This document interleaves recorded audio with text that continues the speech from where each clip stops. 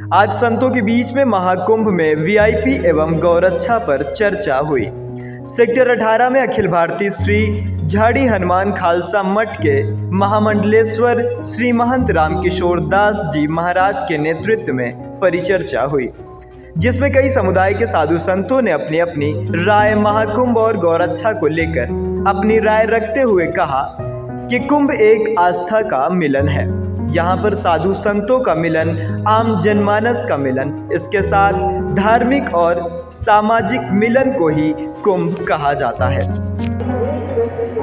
मैं तो चूँकि हम लोग रामानंद स्वामी के संत परंपरा के साधु हैं, तो सबसे पहली बात तो हम इसमें समरसता को घटित होता हुआ देखते हैं, जहाँ जाति, समुदाय, देश, क्षेत्र, ये सारे अध्यास यहाँ विलुप्त और गंगा के प्रवाह में घुलते हुए दिख रहे हैं। सबसे पहले तो समरसता की दृष्टि से इसको देखते हैं। दूसरा दृष्टि से देखते हैं ये कि विभिन्न संत यहाँ विभिन्न मतपंथ संप्रदायों के संत आए हुए हैं, वो लोक मंगल की कामना के लिए यहाँ तप, तपस्या, तितिक्षा कर रहे हैं, सेवा कर रहे हैं।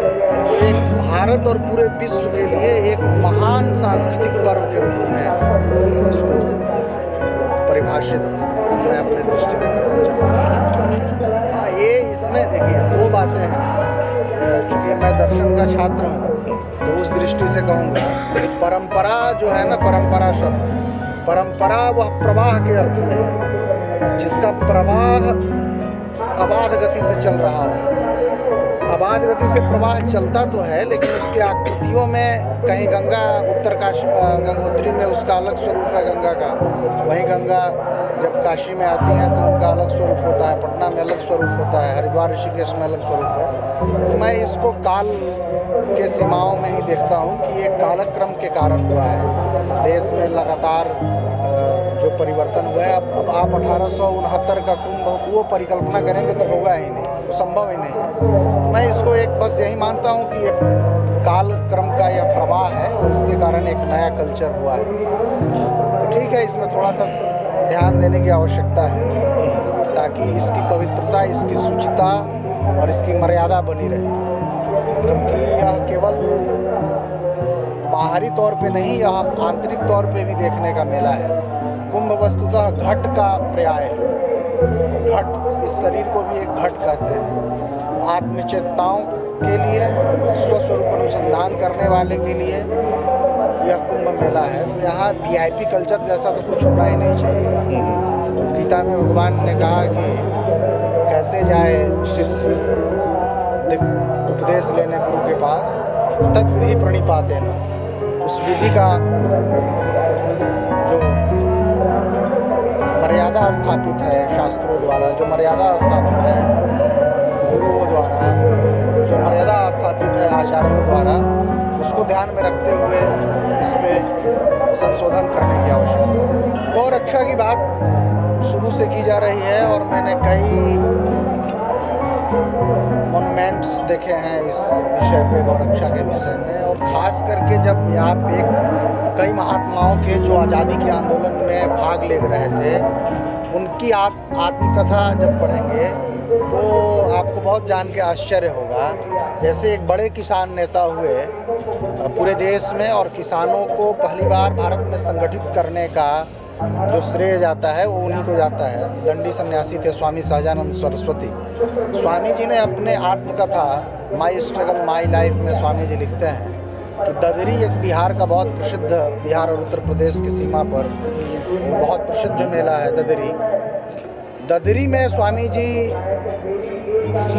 वो कसी को लेकर के जो प्रयास किए वो देखे जाने चाहिए, क्योंकि गोरक्षा के विषय में हम केवल सरकारी वादे, मंचीय भाषण तक सिमट के रह जाते हैं, और कुछ जो पूज्य श्री रामकिशोर दास जी त्यागी जी महाराज जैसे जो अध्यावसायी, चिंतनशील और धर्म की मर्यादाओं को धारण करने वाले संत हैं, वो अपने स्तर से अपनी सीमाओं में पूरी प्रतिबद्धता के साथ, पूरी तन्मयता के साथ कर रहे हैं।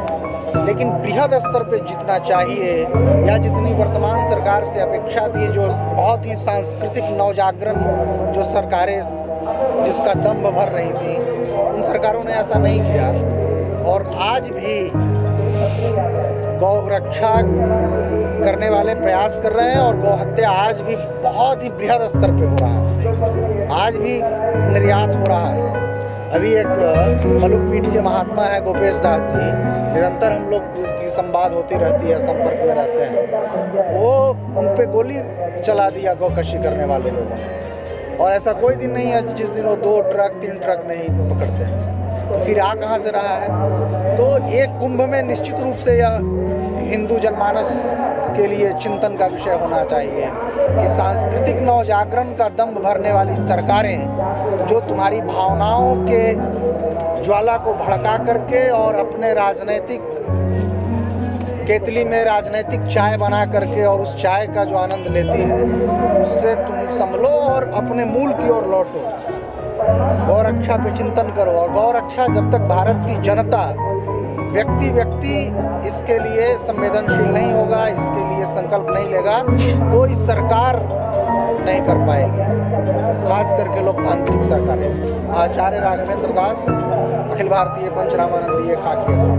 सबसे पहले तो समस्त देशवासियों को और हमारे 13 अखाड़े जो हैं, कुछ संत जन, महंत जन, समस्त भक्तगण जो हमारे इस पावन कुंभ नगरी में पधारे हैं या फिर जो आना चाहते हैं, उनके लिए इस दास की तरफ से खूब ढेर सारा आशीर्वाद और बधाई कि आप आवें। और यह पावन नगरी में प्रयाग ऐसी धरती है जो उत्तर प्रदेश के रामानंदी संप्रदाय के जो हमारे रामानंदाचार्य जी महाराज हुए, उनके जन्मस्थली इसको मानी जाती है।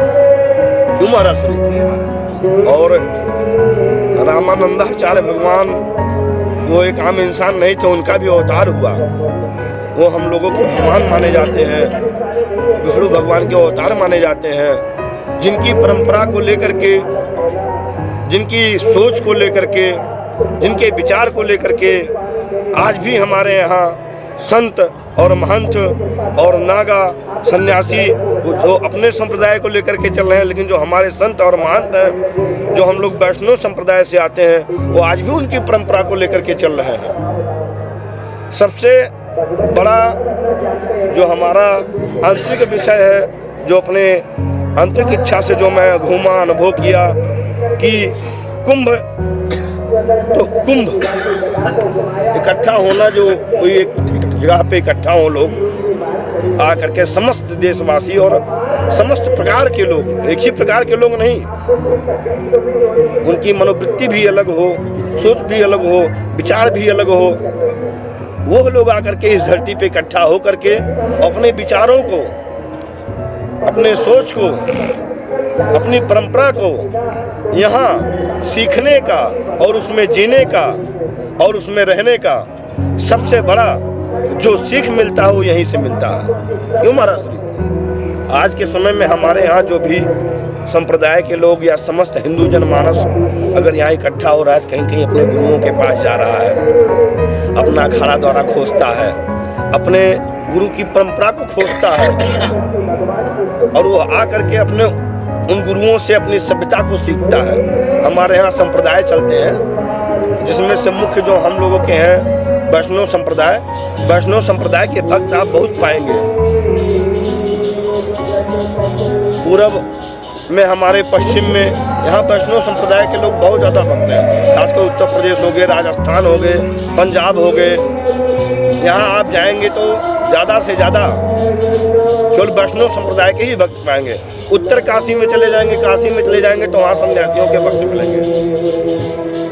हमारे उस परंपरा को सिखाने के लिए, चलाने के लिए कैसे जिया जाता है, 1 महीना 1.5 महीना का वो समय आता है, 12 साल पे आता है, कभी 6 साल पर से कुंभ लगता है। अब ये जो मुहूर्त आया है 144 वर्ष बाद आया है, सोचिए। अब इस मुहूर्त का साक्षी बनने के लिए और उस मुहूर्त की परंपरा को, परिकल्पना को अपने हृदय में उतार करके विद्वज्जनों के द्वारा अपने भक्तों में दिया जा रहा है। ये हमारी परंपराओं का उद्गम है। और ज़्यादा ना कुछ कह करके मैं अपनी बारी को विराम दूंगा। मैं बाबा अभिषेक दास, हनुमानगढ़ी, अयोध्या। हमारी जो परंपराएं हैं वो जगत गुरु आदि गुरु श्री रामानंदाचार्य जी महाराज, रामानंदा स्वयं रामा प्रादुर्भूतो महितले। रामानंदाचार्य जी हमारे भगवान श्री सीता रामचंद्र जी महाराज के अवतार माने गए और अवतार हैं।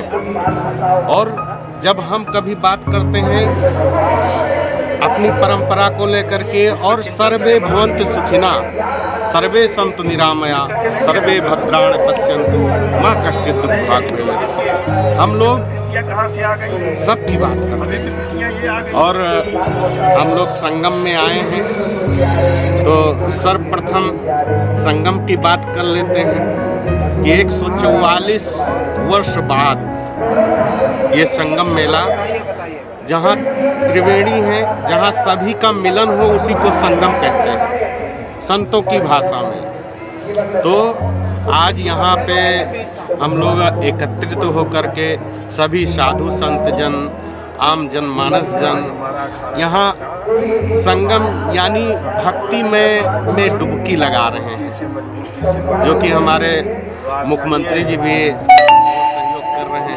सरकारें के माध्यम से साधु संतों को और जो है यहाँ के लोगों को ने भी बहुत कोऑपरेट किया। तो संगम का मिलन हो रहा है।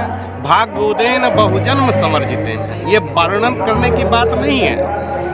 ये जिसका पूर्ण उदय हुआ इतने दिनों के बाद, वो इस मेला में आगमन कर रहे हैं और सभी को आना चाहिए। एक जन्मों की बात नहीं है, बहुत जन्मों का जब पूर्ण उदय होता है तभी ये अवसर प्राप्त होता है। तो इसलिए संगम में आकर के सभी को डुबकी लगाना चाहिए और हनुमान जी की कृपा और हमारे श्री सीताराम जी की कृपा सबका कल्याण करें। उमा शंकर दास, हनुमानगढ़ी, अयोध्या।